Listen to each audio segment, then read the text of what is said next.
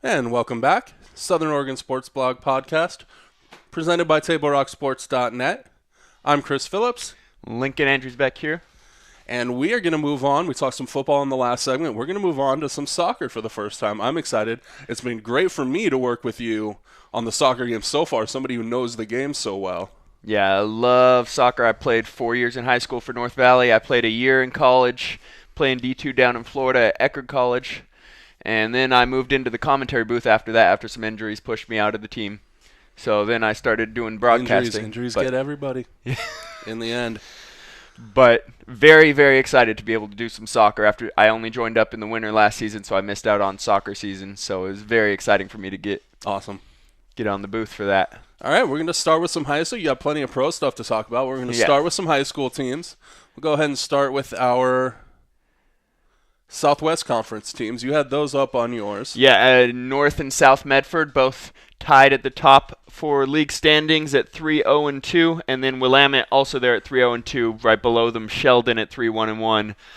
Grants Pass down at the bottom 0-5, but very tough. They had a good season last year. They managed to get in right at the bottom of the playoff level all the way to state semifinals. Once they were there, they had the senior leadership. They had Noah Heiser, who was great up front, very physical player. They had Drew Van Delden holding their defense together, and then their goalies really stepped up for them as well in the playoffs, got on a hot streak. So they were able to carry that momentum through, make a deep run. But this year, some inexperience and just not really putting together the play they need. Well, they lost some of their biggest. Every name you just mentioned is gone now this year. Yeah. So it was a heck of a run to call. It was great to be a part of. Really, really fun. I believe it. But it doesn't look like it's turning out in their way. Yeah, 0-5 so far this year. South Medford, I got to do 2 games with them last week, both against Grants Pass and then Ashland at South Medford, which was a great game. Ashland stayed really tight, one of the tougher teams in the 5A division. But until the very end. Then in the last 20 minutes, South Medford just let it go. And 7-2? 7-2 was the final. They scored their final but it wasn't that bad. 2 seconds left. No, it's score very misleading. Definitely shouldn't have been a 5-goal game. 1 or 2 goal game, definitely. Maybe 3 if they push a last-second goal. But the South Medford offense just, I don't know, it felt like they were misfiring for most of that first half. Their passes were off. That's why they got down 1-0 early. And they just really didn't seem to hit their stride. And talking to their assistant coach, Claudio Villa, their next game was of a similar proportion. They really didn't have it going on early, not really connecting the dots, and inexperience at goalkeeper is something that they've been fighting all year. We saw a couple of misplays, the ball that luckily went off the goalie's hands off the post and didn't go in, which could have really been a That's something game I've changer. seen really across a lot of these teams, very aggressive goalkeepers. I mean, they're out really quickly, and they're trying to attack the ball. They're trying to, and it can lead to some really dangerous spots for them. And also could easily, especially the Grants Pass girls goalie we saw could have easily been chipped several times in their game against South Medford, where Grants Pass managed to win 3-2 despite a late run by the Panthers. But one thing that this valley has always struggled with is goalkeeper training. There really isn't that much in the way of goalkeeper experience to get a solid base early on through the youth programs, and then in the high schools, there really is very limited goalkeeper experience in the valley. That's tough. That's why you were saying some coaches have actually approached you to get to start working with those kids from a younger age and really get some fundamentals, get those things solidified. Yeah, and the Grants Pass girls coach approached me, and I may be going out to help them in the next couple of weeks. That's terrific. Both with their JV goalies and their varsity goalie as well, to try and build some of those. Figuring out how to play some of these positions, you don't always have to come out. You just want to cut off the angles and make it as hard as possible for the other team to score. Because they're constantly attacking the ball.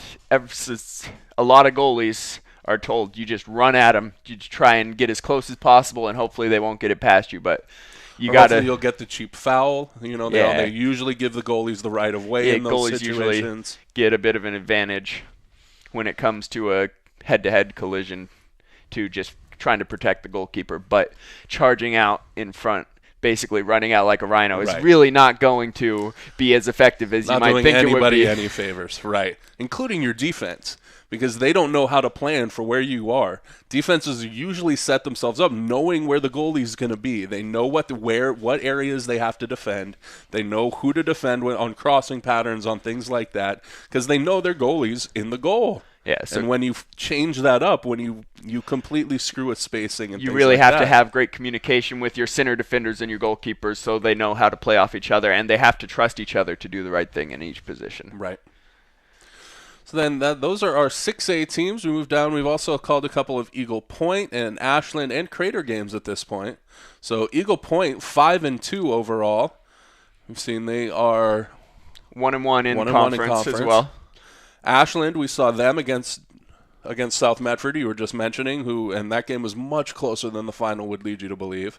And then they beat Eagle Point 2-1 just this last Tuesday. We knew that was going to be a marquee matchup for the Midwestern League, too.